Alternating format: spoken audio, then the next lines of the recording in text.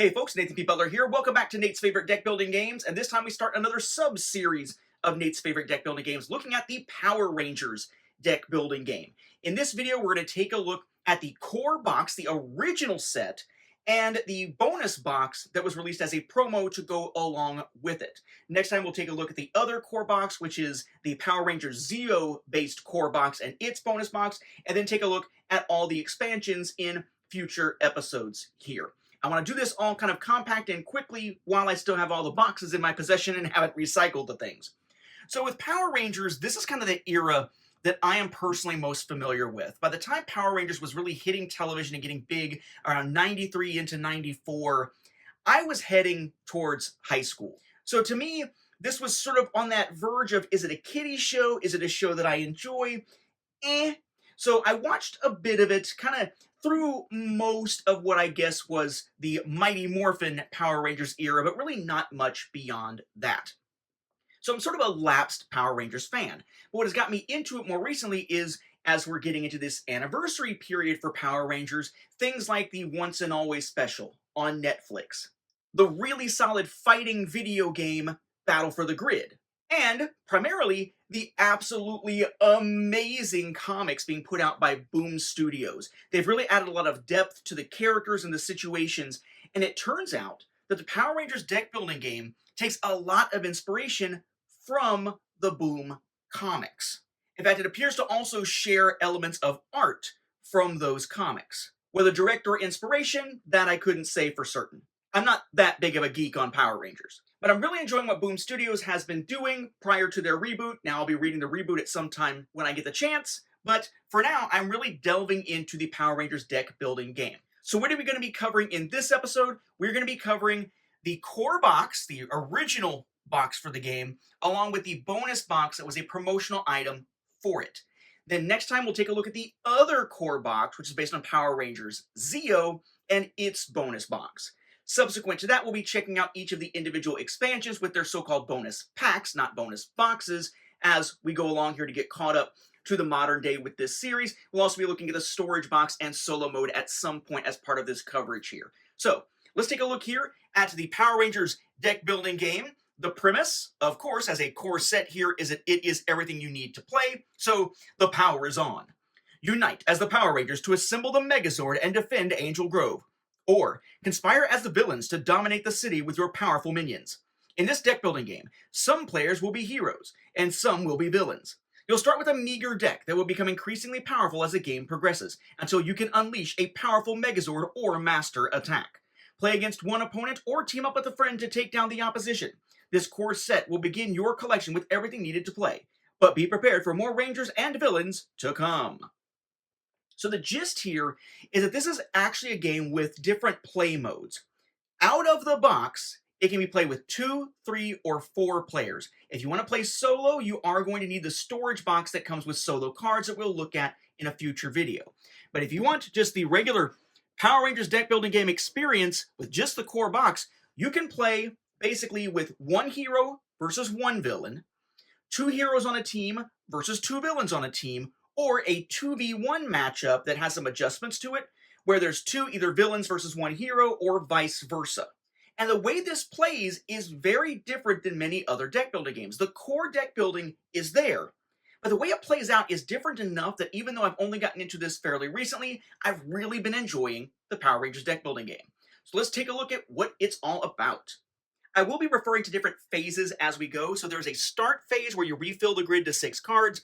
If the top card of the Blade Blaster, Zord, and or Master stack is face down, you flip it face up. You ready every card attached to your character and resolve any start of your turn effects in the order of your choosing. A main phase where as many times as you like and in the order that you like, you can play cards from your hand to generate shards and energy, buy cards using shards, attach cards from your hand to your character or to the lair or the Zord Bay, as we will see, battle adversary cards in the grid. Adversary cards refer to heroes if you're the villain, or villains if you're the hero.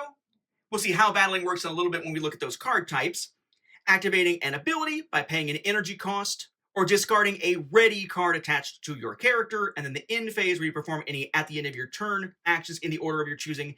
Take a damage for each adversary card in the grid. Discard any number of cards attached to your character, whether ready or exhausted. Discard all non-ongoing cards that you played that turn, as well as any cards remaining in your hand, and then refill your hand to 5 cards.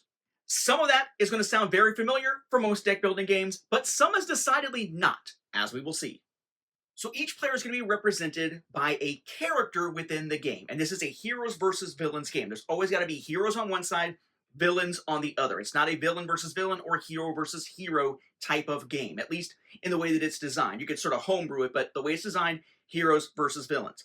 For heroes in the core set, you essentially have the original Mighty Morphin Power Rangers, including Tommy. So we have Jason Lee Scott, the Red Ranger, Tommy Oliver, the Green Ranger, Trini Kwan, the Yellow Ranger, Zach Taylor, the Black Ranger, Kimberly Ann Hart, the Pink Ranger, and Billy Cranston, the Blue Ranger. And then for the villains, it's different villains from throughout those first 3 seasons, basically, of Mighty Morphin Power Rangers. You have Rito Revolto, Finster, Scorpina, Goldar, Rita Repulsa, and Lord Zed. And you'll notice that this side is labeled as either Scheming or Teenager. They all have an ability on them, and they also have a little black text box that tells you what to do once their different slots are full. What do we mean by slots? Those are those little colored edges here. So you notice with Jason Lee Scott, there's a gray area up here called Equipment, 2 yellow sides labeled as Hero, kind of hard to see, but Hero, a blue side called Maneuver. There's your set symbol down there, by the way. And basically, you have different options when you play your cards. You can play them for effectively resources or attach them if your character has a matching slot of the correct type. And once you have connected all 4 slots, then in the case of a Power Ranger, you're going to flip them over and you're going to get to take your Zord, as we will see, and put it in the so-called Zord Bay. For a villain, when all the slots are filled, you're going to draw 1 card. Once you flip them, they now have different abilities. It's typically the same things on the edges as to what cards attach to them. They can never be flipped back to the other side. And in the case of your heroes here and your villains, now the black text is the same. When cards are connected, you have the ability to pay energy to activate their abilities, and they provide a -2 energy discount to activating those abilities when they are on their either Ranger or so-called empowered side. The empowered side, for any of the ones that were just sort of the monsters that go out there and then, make my monster grow and all that, become huge, usually the images of them as that grown version, but in the case of things like Finster, Rita, Lord Zed, it's just a more action-oriented pose. So it's either scheming side or empowered side for villains, it's either teenager or ranger side for heroes. But then they all then also have a new ability that instead of being triggered conditionally in some way or always happening, are typically a paid ability that doesn't actually get that same -2 discount, particularly a powerful new ability. So one of the things you really want to do while you're playing is attach 4 matching card types around your hero or villain to flip them to the other side and get those bonuses. Discounts on activation, new special ability, and in the case of the Rangers, a Zord for free. Now, as with any deck building game, you are going to start with a starter deck that's pretty basic here. This is another one kind of like the Last Command, where your starting cards have different art and different names for the different sides, but they do exactly the same thing. So they're all marked as starter. So you start with 1 copy of Teamwork if you're a hero that gives you 1 shard. Shards are a currency, like most deck building games, that you build up during your turn. Any that's left over at the end of your turn is simply gone. It does not accumulate, doesn't carry over, doesn't persist, but it's used to typically buy things. So you have a total of 7 Teamwork cards.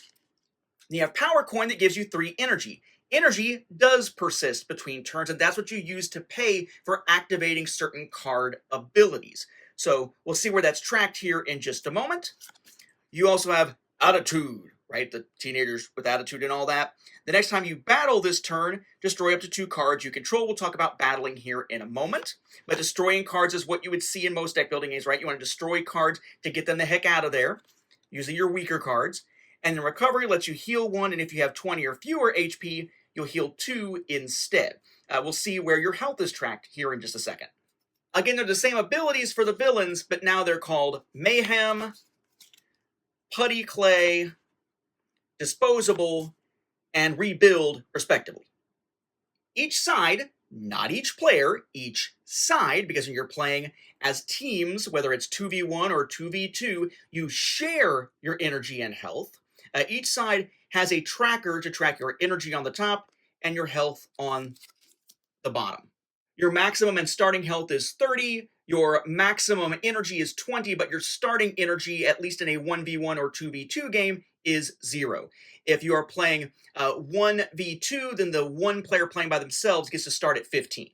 For what it's worth, at the start of the game, you're each going to draw 5 cards from your 10-card deck, and it is separate per player, even in those multiplayer modes. But if you are playing 2v1, then the lone player, having the advantage of that 15 energy to start with, only draws 4 cards to start with, while the other players draw 5.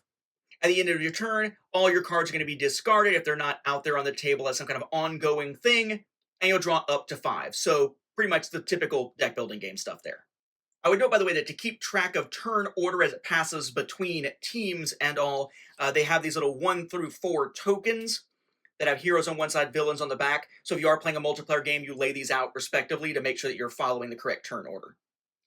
So you have 40 starter cards, 20 for each side, enough to make 2 decks for each side for up to a 2v2 game. And then your main deck is made of 70 cards.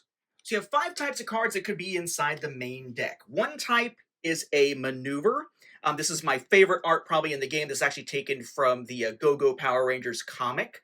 And at least it certainly appears to me to be taken from the comic. If not, it's mirroring a shot from the comic. They all have a cost in shards up in the top left corner. The starter cards did as well, but they all said 0, so here's a good place to mention that. They will all have either an amount of shards you get when you play the card, or an amount of energy you get when you play the card, or both, or neither in some cases. The card type, and then often some type of ability down here. And if it has an ability with an energy cost, that means it is only something that can be used when it's attached to your character. So you have the maneuver, it's morphin' time! You have equipment like the power morpher here. And then you have 3 sort of more special types of cards. You have heroes here in yellow, and you have villains here in purple. Now, these last 2 example cards bring up several things for us to look at here before we check out the 5th card type. So some cards will have an attack. In this case, it has an energy cost, so it must be used when attached to your character. But it says attack, blah, blah, blah, blah, blah. Okay?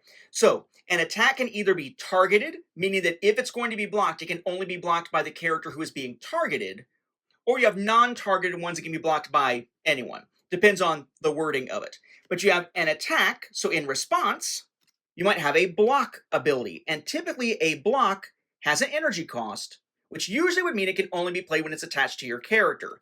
But then they also have this little hand symbol. That means it can actually be played while it's in your hand. So if the villain had Pumpkin Wrapper attached to their villain card and paid 5 energy, they could do the attack. Deal 2 damage, plus 2 damage for each villain in the grid.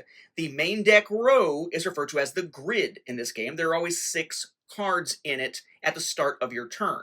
More about that in a moment. So they carry out the attack, and then if Blue Ranger is attached to, say, Red Ranger is the target, if Blue Ranger is attached to the Red Ranger's character card on one of those yellow hero sides, as in the case of Red Ranger, as we saw a moment ago, then they can pay 5 energy to block to negate the attack. Negate wipes out the entire attack, but typically also there's usually some type of special thing that they gain when doing so, and then the blocking card is discarded, whether it's attached to the character or in the hand, because that's the other way it can be used. You could also have this in your hand when the attack comes, pay the 5 and block. Same thing happens, still gets discarded. But in that case, it's discarded from your hand, not taken away from your character. Some cards, like the Thunder Slinger here, though, one of those weapons that they get very briefly in the show, you have attack, deal 4 damage. If negated, each foe gains 1 stun, then discard this card. So some attacks have something that happens if they're negated, just like many cards with block have some benefit when you use the block, so it's not just blocking. You'll also notice here on the bottom of the hero and villain cards that it has some text down here. This is a lot like going after, sabotaging or bounty hunting in Star Wars, the deck building game, in that while these are out in the main row, the grid again as it's called, a villain can't acquire a hero. A hero can't acquire a villain. But what you can do to remove them from the grid, and there's a reason you'll want to, as we'll see in a moment, you can spend shards equal to the cost down here. They get put in a discard pile for the main deck, and you get some benefit from it.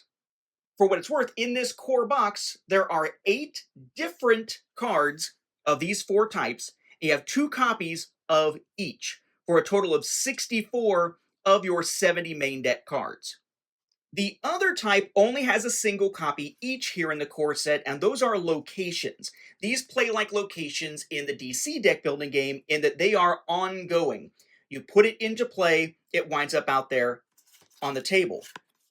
Now, one thing these do differently than something like locations in the DC deck building game, where again they're just ongoing cards that go out, notice when gained, put into play. So these don't go into your discard pile when you buy them.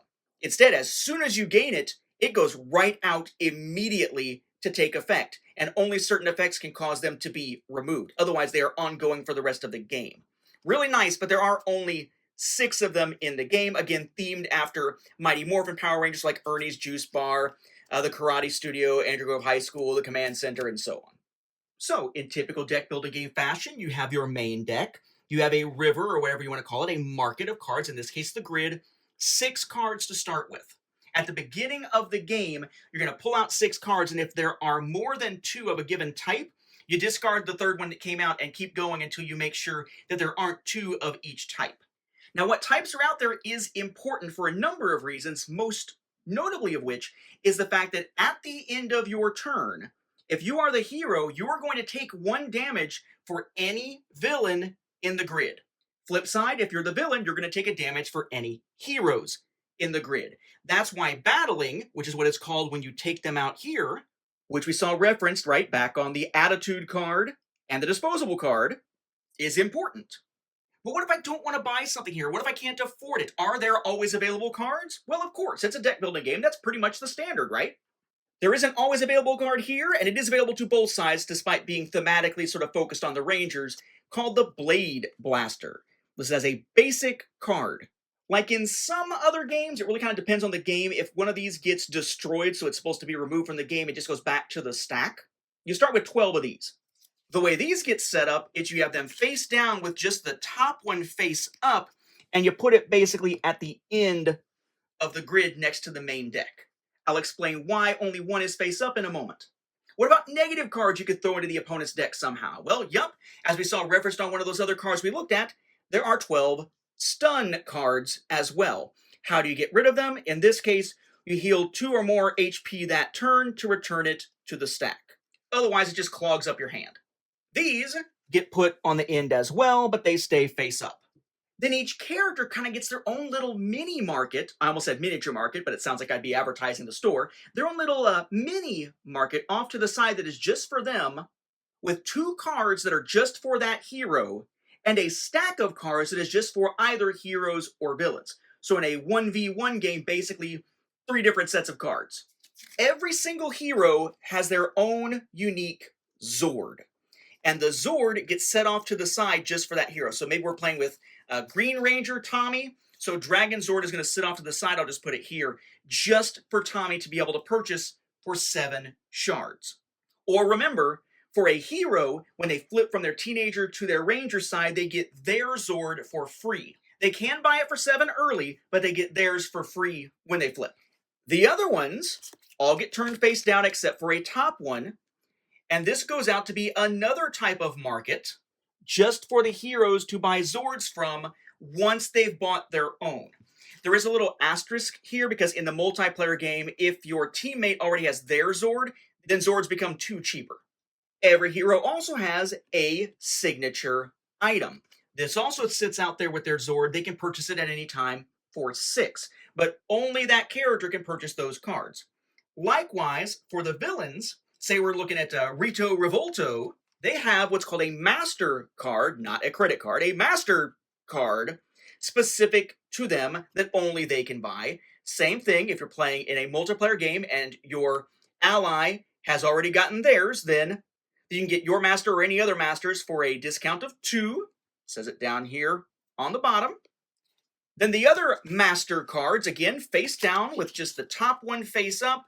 becomes a special market just for the villains. And yes, the villains have their own signature items as well.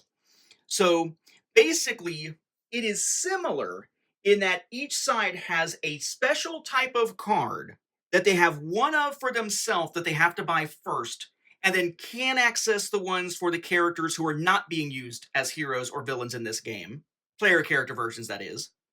And they all have a signature card. However, the Zords and Masters do play quite differently. Again, I keep saying it, but we will see that in a moment. I'm trying to keep sort of a logical flow here. Now, one key difference with a lot of deck building games, let's say that Tommy already got his Dragon Zord on a previous turn. So on this turn, he's got a ton of shards to spend.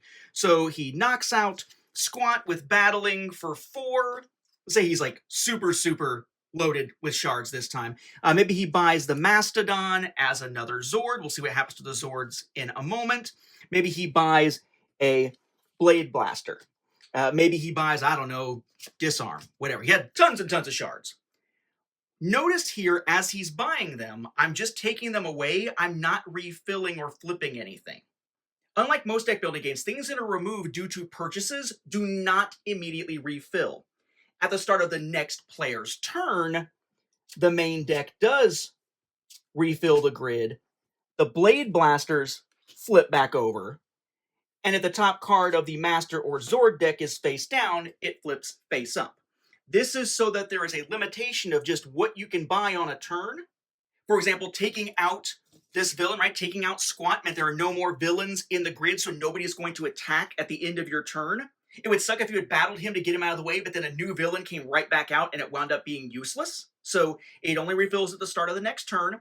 Likewise, you can only ever buy one Zord per turn, or one Master per turn, or one Blade Blaster per turn. Hence them being face down until the beginning of the next turn. So when you play a card from your deck, you're playing it only for the resources unless it has that block symbol perhaps, or it doesn't have an energy cost. The Blade Blaster, for example, has no energy cost. You just play it and get the ability, in this case an end of turn ability. But if there's an energy cost, it must be attached to your character. So instead of playing it for your resources here, you can attach on your turn. So let's take Jason Lee Scott here, Red Ranger as an example. So we see a yellow side here. I can attach Pink Ranger. He has a passive. When you play or attach a hero, deal 1 damage. So doing that deals 1 damage to the other side. If it doesn't say attack, it cannot be blocked. So on a future turn, we'll say that he adds Alpha 5 as a hero. He adds It's Morphin Time as a maneuver. You have to match to the colors around him. Now, all he needs is an equipment in order to flip over to his ranger side to morph. So right now, the way that he's set up, he has this passive ability. So he got to deal a damage, because he was attaching heroes based on that text there. This costs 3 to draw 1 card, costs 4 to put 1 starter from any player's discard pile into any player's hand or discard pile, costs 6 to gain 1 non-adversary card from the grid. Their values for their resources mean nothing while they are attached. And the way that you would use an ability is pay that energy, again, from your tracker, and basically exhaust or tap the card. Those will ready at the beginning of your next turn. But there's something a little strategic about this, because let's say I wanted to replace that hero with a different hero. Like maybe I'm getting smacked around and instead I want to put the Yellow Ranger out there on that spot. Well, to do that, you'd have to remove Pink Ranger. However, during your main phase, you can only voluntarily remove a card that is ready. I couldn't remove Pink Ranger now. At the end of your turn, during the end phase, you can remove any that you want, regardless of their status. So there's a bit of strategy there as well. So in comes an equipment card attached. Again, you're not paying anything to play it. You're purchasing them with shards. During your main phase, at some point, they go into your discard pile. Your discard pile gets shuffled to become your deck the next time that it's empty. Instead of playing for resources, you can attach. You can replace if the card you're replacing is ready, so you can voluntarily remove it. But now I've got all 4. As soon as that happens, Teenager Jason flips to Mighty Morphin Red Jason. And now he has a -2 to attach cards. So now Pink Ranger, instead of costing 4, costs 2. Alpha 5 costs 1 instead of 3. Its Morphin time now costs 4 instead of 6, and Telescope, which we didn't look at before, which is an attack, now costs 1 instead of 3. He now also has an ability where he can pay 4 to attack to deal damage for each hero attached to your character. Again, you can't ever flip back if you lose these. He also gets his Zord. We'll look at the Zord in a moment. First, let's look at what happens with a villain. It's pretty much the same. So in the case of Rito, ironically, he gets an It's Morphin time as well for his maneuver over there. Maybe Squat for the villain, Radbug as the equipment, but notice the bottom there is orange. We haven't seen any orange cards in the main deck. The only orange cards we've seen are the ones that are those master cards that cost 7. Yes, to flip, he needs to acquire his master card, which will have an ongoing ability. They all have ongoing abilities for the master cards. When he gains it, it is the only thing that can go there in that slot typically. I say typically because if you look at any of those signature items, notice they're kind of this weird rainbowish color. Signature items are sort of wild color-wise. They can go in any slot. But if it was here, he'd have to remove it to be able to put the master card there. Though again, he does flip when all 4 are filled, so it could be the signature item that's there, but then he definitely want to put the master card there when he gets the opportunity and put the signature card somewhere else. In any event, he flips, and now he has a paid ability, and he has the discount as well. He gets to draw an extra card, but nothing else happens. He doesn't get a Zord or an equivalent of a Zord, which would be a master in this case. Let's see how Zords and masters work, starting with masters because they're a lot simpler. So in the case of your own master card, as soon as you gain it by paying the 7, or 5 if the other player you're playing with on your side already has theirs, it immediately attaches when gained to your character card. Otherwise, they all say when gained, attached to the layer. The layer is this little thing here. So when you attach a master to the layer, attack, deal 1 damage for each master you control. So this is something that just kind of sits out on the table. And as you gain more masters after purchasing yours, which is the one you have to do first, they go into the so-called layer.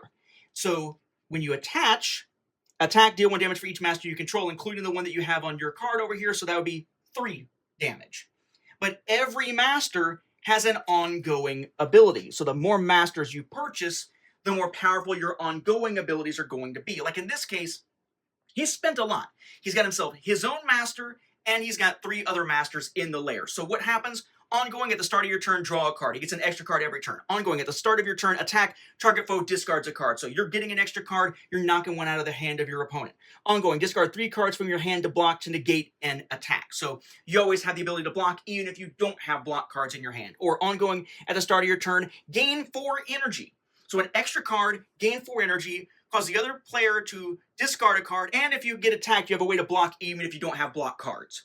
That's some powerful stuff. But that's the cool thing about the villain cards. They are ongoing abilities. They don't have to be readied. They don't have a cost in energy. Just once you buy them, they're in the layer or they're attached, and they're out there wreaking havoc. And you get a bonus when you attach them in the first place. Zords, on the other hand, work very differently. Zords are never attached to your character. Instead, they are attached to the so-called Zord Bay. And the Zord Bay has 6 slots. 1, 2, 3, 4, 5, 6. Kind of weird placement for them, but whatever. It's not even really going in a circle or anything. They're just odd placements here. And there is a Megazord card that you can't use quite yet. So, when you flip your character or you buy your first Zord, it's going to go into slot 1. So let's say it was Jason again, Tyrannosaurus goes into slot 1. Any future ones you purchase go into the other numbered slots, and so on. So let's say to begin with that we have these 4 already out. This is the Zord Bay. If you are not in your Ranger form and you've purchased Zords, you can use them, but you won't be able to use them again until you're a Ranger. So for example, cost of 0 energy, attack, deal 1 damage for each hero you control. So you would exhaust it, use the ability. Another 0, exhaust, use the ability, and so on and so on. However, there are limitations. In the corner it says 1 activate per turn. So first off, while the Zord Bay is in this form, you can only activate 1 Zord per turn. So okay, I'll do Tyrannosaurus. That's cool, I'll just ready him at the beginning of my next turn. No you won't, because while the cards that are exhausted attached to your character ready at the beginning of your next turn, that doesn't happen for the Zords. Instead, you have to use these Zord Bay's abilities, spending 5 energy, to ready all attached Zords, but you can use it only if your character is a Ranger. So if I'm not a Ranger and I got a bunch of Zords, not only am I only using 1 per turn, in a configuration like this with 4 of them, I can't re-ready them at all. On the other hand, if you are a Ranger, use it. Use it, use it, use it, use it. Okay, and then now I can spend the 5 to ready them all. And this is a good time to note that card abilities can only be used once per turn. But notice you got your Megazord out there just kind of hanging out, not really doing anything right now. It's just there ready to go. When you attach your 5th Zord, Megazord comes into play and covers the Zord Bay. Now it only costs 4 to ready all attached Zords, and when you do, you'll then attack, and each target foe will place their attached master on top of their deck. And you can now activate 3 Zords per turn rather than 1. But notice there in the corner, this is the attached requirement for this. So you must have 5 Zords attached to the Zord Bay to use the Megazord. Doesn't matter what they are, you have to have 5. Also notice no restriction on having to be a Ranger. On the other hand, if you have 6, and at least 1 is the Dragon Zord, and obviously in this case it has to be because there's only 6 in the game, but you can mix and match sets. If you have 6 attached to the Zord Bay, and 1 of them is the Dragon Zord, instead of the Megazord, you can use the Mega Dragon Zord. So attach 6, requires Dragon Zord, 5 activations per turn rather than the 3 or the 1. The ability is now 3 instead of 5 or 4 to ready all attached Zords and then attack. And in this case, you deal 1 damage for each attached Zord. And because it requires 6, that's 6 damage. But just like, say, in the show, if something happens and causes, the Dragon Zord to be damaged, and now the Dragon Zord is gone, or really any, to get it down below 6, suddenly you're back to the Megazord. Oh no, knocked out again. Well, now you don't have 5 attached. You're back to them being individual Zords and just using the regular Zord Bay. Your goal, of course, is to knock the other side down to 0 health. Again, I really enjoy this game because it is so different. The fact that cards have dual uses. They can only be played from your hand for resources, or they can be attached to your character, but then the resources go away and now the abilities come into play, barring those few cards that don't have energy cost abilities. Those activate when you play them. The attached cards exhaust, and the fact that you can only remove them if they're not exhausted during your main phase, and you can remove exhausted ones in your end phase. The fact that 4 correct attached cards make for a stronger character. The signature items, the Zords working and being able to build up to a Megazord or a Dragon Zord in this particular case. The fact that the Masters have all those ongoing abilities, but it's a little bit tougher to get them there. Because you're going to have to use either your signature item or your Master card to fill that bottom slot to flip over in the first place. And then once the Master is out of the way for your character, then you can start getting the other ones to put in the lair. The attacking and blocking mechanisms, the fact that out of the box it is a 1v1, 2v1, or 2v2 game, there is so much about this that is different enough from so many other deck building games that I really, really enjoy it. And that's just with the base set. So before we go, let's look at the bonus box that was meant to promote the base set, and then we'll call it a day, and next time we'll take a look at the other bonus box and the Zeo core set, because you will need one core set or the other to play.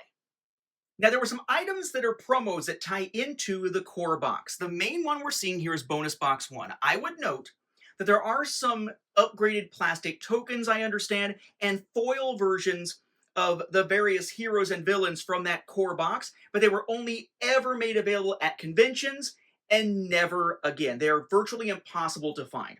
There's also a Master Vial card and a Phantom Ranger card. Those are both promos together, and I believe it was a Gen Con. Those also have never been made available otherwise and are basically impossible to find. Those are the only things I won't be showing you in this series unless I happen to get my hands on them. I do have everything else. So this bonus box to promote the original core set, you can imagine, is focused on the White Ranger version of Tommy Oliver. So you have exactly what you need to play with that version of Tommy. So we have the Tommy Oliver character card with Teenager on one side and Mighty Morphin White on the other. You then, of course, need to have his signature item card, which is Saba, and then you need his Zord. which is the Tiger Zord. Unfortunately, no special Megazord version or anything with the Tiger Zord. It's just the Tiger Zord. And then, just like in that core set, anytime you introduce a new main deck card, you need 2 copies of it if it's not a location. Well, speaking of locations, we have the Portal Bomb, 2 copies of it. Target foe discards 1 location they control. And 2 copies of Flying Leap. Deal 1 damage for every 5 HP the opposing team has. If negated, discard this card. Again, remembering, these are only abilities that can be used when attached to your character. There's also a little bit of bling, if you want to call it that. There are alternate art health and energy trackers. Basically, 1 piece of art here when you put them together. So we have one that has Tommy as the Green Ranger and one with Scorpina. And then what I think is probably the coolest upgrade, if you remember, we just looked at the Zord Bay, and the Zord Bay in the core box is just like 1 layer of cardboard. In the bonus box, you get a Zord Bay that is dual layered, so the place where you would actually sit your Megazord is recessed here, and you can stick the Megazord in there, and it's even got a nice little finger spot so you can easily get it back out again. So, oh look, you've put your 5th. Now Megazord sits nice in there, not going to fall out, or Mega Dragon Zord. I definitely like this edition more than having the new trackers, especially since having more trackers isn't really a thing. It's more about having alternate art, because you're only ever going to use 2 trackers at any given time, 1 for each side since you share your energy and health. But if you're wondering why is there no White Ranger in that core box, it's because he was a promo in the bonus box, and thankfully the bonus box is relatively easy to come by. And that, folks, wraps up our initial look at the Power Rangers deck building game, as we've looked at the original core box and bonus box number 1. Thankfully, having explained all the core mechanisms now, we won't need to explain them in future videos, so we can just start barreling through the other core box, the other bonus box, all the expansions, and the bonus packs. Stay tuned for those episodes soon.